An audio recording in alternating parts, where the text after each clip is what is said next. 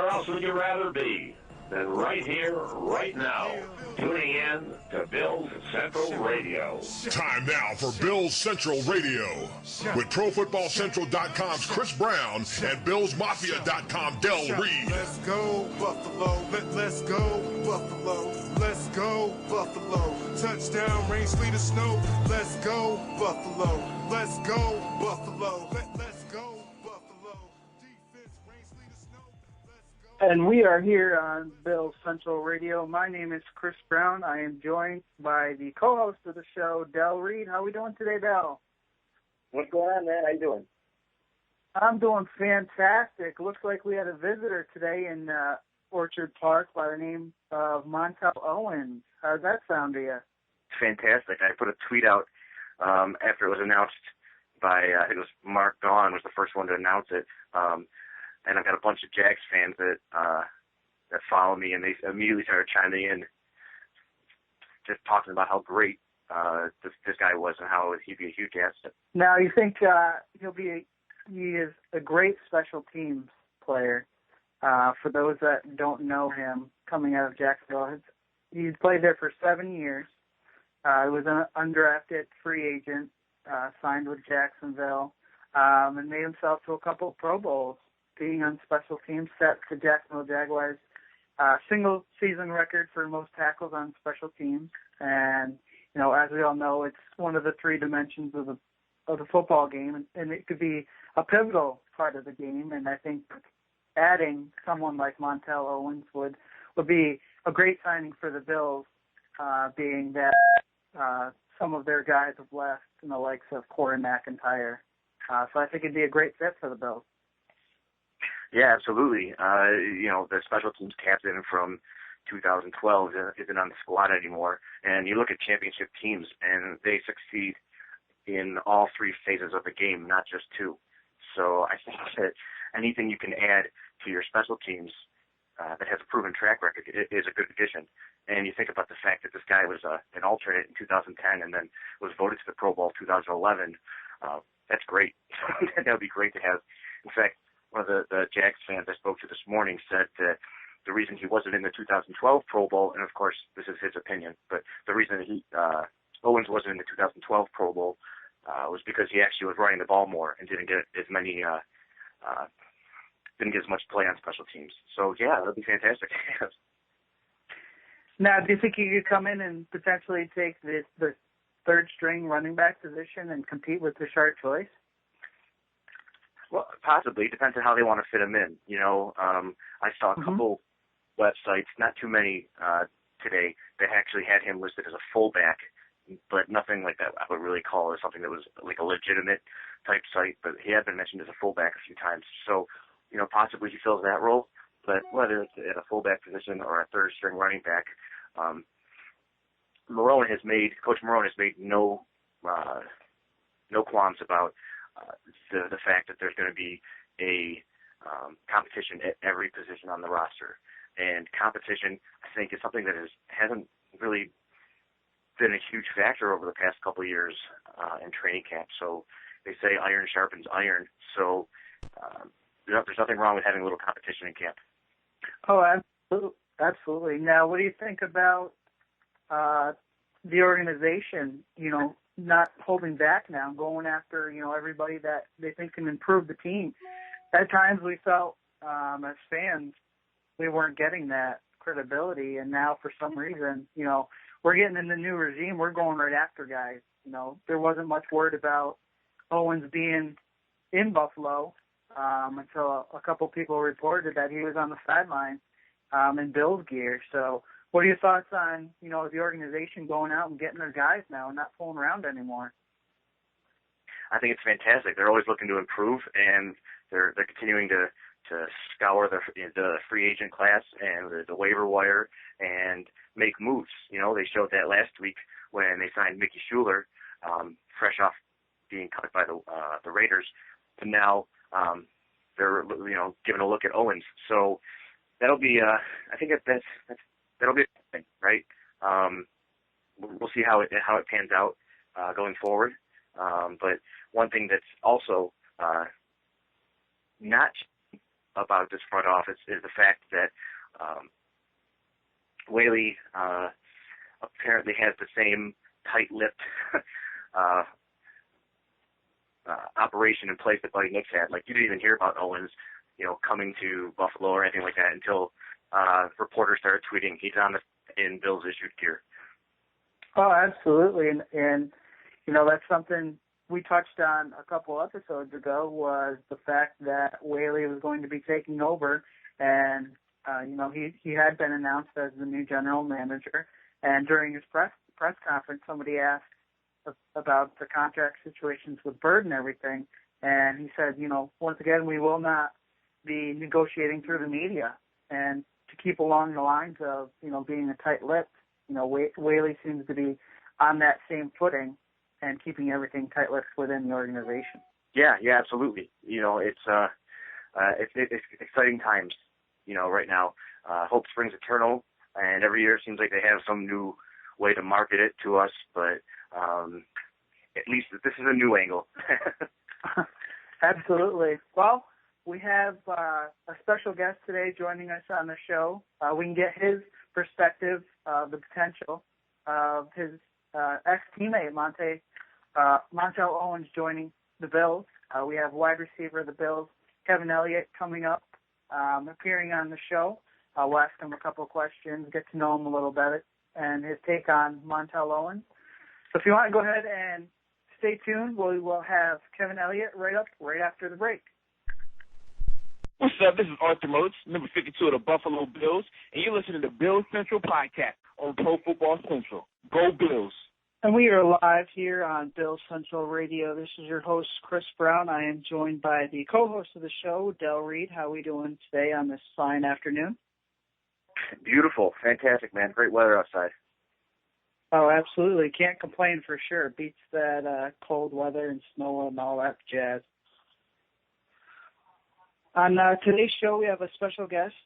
He is the Bills wide receiver, Kevin Elliott. How are we doing today, Kevin? I'm great, man. Great. Like I said earlier, enjoying this beautiful weather. Good. Well, we're glad to have you on the show. How are you enjoying Buffalo so far? I love it, man. I love it. I'm getting used to the city. Some of the festivities you got out here, and some of the good food you also have out here as well. Oh, absolutely. You can't pass up on some of that good Buffalo food for sure. Now, my first question for you, were you surprised when you were cut by the Jacksonville Jaguars last year after such a strong showing during your special teams play? And then also, were you surprised or excited of how quickly the Bills picked you up afterwards? Oh, yeah, man. It was definitely a very surprising process altogether. I believe not only was I surprised, a lot of the fans and a lot of the players were surprised in Jacksonville as well. But, I had to explain to them that this is a business at the end of the day. And, I was just praying that I got picked up, and Buffalo just answered my prayers, and I was very honored to come up here and have a new start. Okay. Now, I believe some of the Jacksonville fans were a little upset that this happened, but the Buffalo fan base gladly welcomed you into the Bills family. How have the fans been treating you since your arrival in Buffalo, and do you stay in touch with any of the fan base back in Jacksonville? Oh, Bills Mafia, man, is great, man. I love it. I love interacting with them. And, Jacksonville fans do contact me from time to time, continue to give me encouraging words and that they're still rooting for me. But I've definitely embraced the Bills Mafia, and I look forward to performing in front of them this season. That's awesome. Kevin, this is Reid, the co-host of the show, and I'm also one of the people that started that whole Bills Mafia thing. As a result, I've had the opportunity to not only mix it up with a lot of fellow Bills fans, but also other fan bases. And I don't know how it's worked out, but the Jaguars fan base, I've had the most interaction with, I think, over the past 2 years. So I've got a lot of followers in Jacksonville, and, I follow a lot of people from Jacksonville and everything. And when the news came down that the Bills signed you, like, I hadn't even checked my phone or anything that day earlier. My phone started blowing up with all these Jacksonville fans. They're like, "Oh, you got Kevin Elliott." They're so pissed off, and they're like, "Freaking Jack," and they're all mad. So I knew that we had something good there. So I just wanted to comment on that and just shout out for all my Jacksonville friends. You know, like a little bit of yeah, kind of. But one thing that's too funny. So one of the things I wanted to ask you about, it's kind of a pointless question, but as I've told players here on the past, I'm a bit of a jersey nut. I always find it interesting the numbers that players have or why they chose them, and sometimes it's something as simple as the team assigned them to me, and sometimes it's something more involved. You know, as I've read about you, I've seen that you've got numbers like number 5, number 15 when you were at Florida A&M, and then also 87, and now I believe 18 with the Bills. Is there any relevance to any of those numbers, or what's the story behind all that? I know in college, because in high school I was number 3, and I always said I wanted to go a step up every level I went. So high school I was number 3, college I was number 5, and then it worked out perfect in Jacksonville because my school, Florida A&M University, was founded in 1887, and that was my number. So that was a good thing. And then when I came to Buffalo, I got number 18. I couldn't really tie, anything to it, but 7-11. And which is funny because Chris Hogan, that's what they call Chris Hogan. But I said 7-11 because I'm always open. You know what I'm saying? So 7 plus 11 is 18. So that's how I tried to tie that one. But it really doesn't have any special meaning to me. I plan on making it a number that eventually will have a meaning to it. That's cool. I didn't know about the 7-11. That's a cool little angle. Thanks for sharing that. No problem. That's cool, man. So, so growing up, as a wide receiver, obviously you had a lot of opportunities for, examples that were already out there professionally. But is there somebody that you really idolized, on the football field, or was there maybe somebody you've always tried to model your game after? Definitely. Especially when I was younger, it was definitely Randy Moss. I just love the way he played the game. I love his domination, his consistency. And as I got older in high school and college, I was looking at a lot of Chad Johnson film because he probably ran the best routes in the league when he was in his prime. And, that's all it is as a wide receiver, getting in out your routes, and who better to watch than Chad Johnson. So he was a really big help with me. And, another thing coming up here with Stevie Johnson, man, it's the same thing. So I get to see it right in my face now, and it's a blessing. Now, keeping with the football side of things, Kevin, how are you liking the coaching change that happened up in Buffalo with Coach Marone coming in, and how are you liking the new Buffalo staff? Oh, man, the staff is so enthusiastic, and so it's like nothing's being pressed. It's like we're not being forced to play football, but they want to put us in the best position to succeed and to be successful and just go out there and play football. And that's how it should be at the end of the day. And that's one of the things I really noticed that they brought in. And they're definitely trying to change the mentality with the offense and the defense, with attacking the offense, the other team's offense, and the other team's defense as well. So, I think everybody's buying in, and everybody's loving the coaching staff right now. Absolutely. Now you're kind of in a unique position up in Buffalo with ties back down in Jacksonville. Since you played under Coach Malarkey, who was a Bills former coach there, how could you compare the two between Coach Marone and Coach Malarkey? What are their difference in coaching styles, and what do you like the most? Malarkey is more of a disciplined guy. He tried to run it more as I want to say like an army type style. Coach Marone, he's very straightforward, and he tells you what he wants us to do, and that's pretty much it. He's not going to sit there and keep banging it into our heads, and keep forcing and putting pressure on us, but he tells us what he expects to be done, and he lets us be accountable for each other. And at the end of the day, that makes us better as a team, I feel like. And it's just different from Jacksonville, because Jacksonville, we were really all over the place. Wow. Now, okay, we can switch gears a little bit here. I've been following you on Twitter for a while, and I saw maybe it was a couple months ago or maybe it was last month, you were named to your high school's Hall of Fame, or whatever the correct term is there. You were honored by your high school. What was that experience like? Oh, man, it was a great experience. That was the first thing I said when I came to that high school was I was going to be in the Hall of Fame, man. You know, I put a lot of work in. I still have some outstanding records that have yet to been broke there. And, you know, I just left my mark. And my brother did the same thing, and my sister is there now, and she will eventually be leaving her mark as well. So, you know, it's just a nice process, and it's definitely an honor to be up on that wall. That's cool. I know Florida produces a lot of NFL players, so I assume it's not like it's very easy to do. So congratulations on that. That's really cool for you. Thank you. I appreciate it. Now, you did a Q&A with our website, BillsMafia.com, last month with one of our writers, Rob Quinn, and you mentioned that mentoring the youth was something you had a real passion about. What's the genesis of that? Like, what's your, what drives that passion of yours? I mean, I grew up at a neighborhood center. I used to go to every day in Inglewood Neighborhood Center, and the more and more success I've had in high school and college and now the NFL, the more I've noticed kids, automatically, like, I'm a magnet to the youth. And I feel like with me having that type of power, I might as well, reach out to them and let them know that dreams are possible with hard work, and, let them know my testimony so they can actually have a living testimony to look at, so if they have the same dreams, they could do the same thing. And, I've been pretty much reaching out to all the children. My senior year in college, I pretty much mentored that whole semester, just trying to make, if you could change one, you could change it all. You're making progress. So, I plan on continuing to do that, and hopefully it gets bigger and bigger the more I put effort into it. I'm actually talking to a kid named Kevin Chillis now. He plays for Albany, wide receiver. He's from Buffalo, and that was the first guy I reached out to since I've been here. So I plan on looking for more kids, that I could leave my mark with.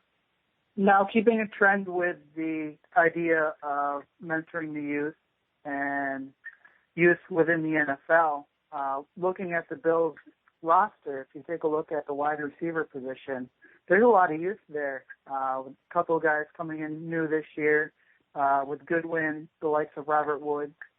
How do you believe that, the wide receiving core, being so young that it is, will have a good success rate in the league? Basically playing for each other.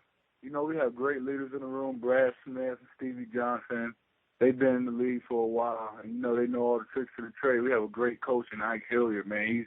He's been in the league 10, 11 years. So we have a lot of great leaders in the room, and it just basically pick a leader and follow behind them, and we just pass everything down. We're not a selfish room at all.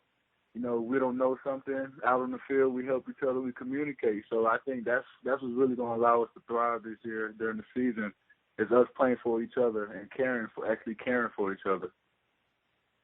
Now, do you feel like you find yourself helping rookies out at times, being that you have been in the league for a little bit, and then also, shadowing Stevie or the likes of Brad Smith as far as the receiving group goes?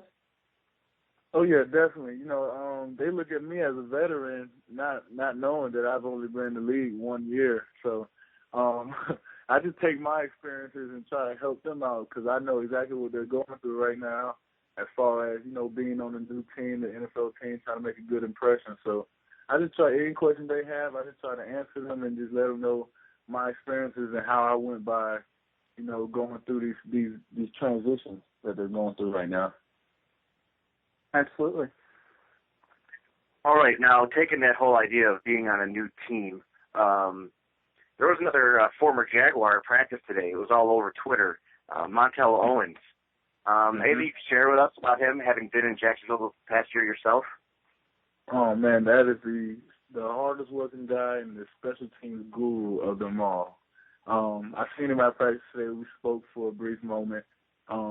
He will definitely bring a lot of wisdom and a lot of heart to our special teams and to our team, really. He's basically a show-me, lead by example leader type of leader, and he definitely, when it comes to special teams, man, that's his forte. He's like LeBron James for special teams, as far as I've seen so far. The LeBron James for special teams. We gotta write that down. That's awesome. So you were able to talk to him for a few moments. Were you able to kind of recruit him up here a little bit, or what? I didn't really. I was in the middle of a drill, kind of, but I hope he liked what he saw today, and he had on Bills gear, which was a good sign. So it'll definitely give us a lot of upside if he does decide to come here. That's awesome. Well, that's it for our questions, but I wanted to just real quick say thank you to you for not only taking a few moments here to answer some questions, but overall, I mean, you just embraced the whole Bills Mafia thing, the whole fan base. I can understand why the Jacksonville fans were upset when you and the team parted ways last December, but their loss is our gain. So I'm really happy to have you in Orchard Park now instead of Duval. So thanks a lot, man. I appreciate, again, just the time you spend with fans. No problem, man. I appreciate you guys as well. Are you looking for an NFL website that doesn't throw rumors against the wall and hope they stick? Then please go to ProFootballCentral.com for up-to-date news and information. ProFootballCentral.com is back and better than ever. We're dedicated to being your #1 NFL fan site, so come check us out at ProFootballCentral.com and experience the difference. And we are back here on Bills Central Radio. Just to recap a little bit, we just had Kevin Elliott on the show talking about the Bills and also the potential signee of the Bills who was in town today, his former teammate Montel Owens. So what are your thoughts on his perspective on Owens and, his days in Buffalo so far now? Man, first of all, I just want to say Kevin Elliott, what a cool guy. Man, I really enjoyed that interview. He really engages fans a lot on Twitter. Since day one, it seems like he's done that since he got signed. And just to be able to talk to him and everything, what a cool, personable guy. I thought that was great. Now, absolutely. I think he interacts very well with his fans, and that sometimes that's what athletes need to do more is show their appreciation. I think Kevin's one of those guys that appreciates his fans and just tries to give back by interacting with them. So I would agree, and you're totally spot on with that. Yeah, he's a humble guy, it seems to me, and so that's refreshing. And like I said, just to give the fans time, I think that's cool. Now, for what he had to say about Montel Owens, is that not like a quote you'll probably remember forever in terms of what he had to say with him being the LeBron James of special teams?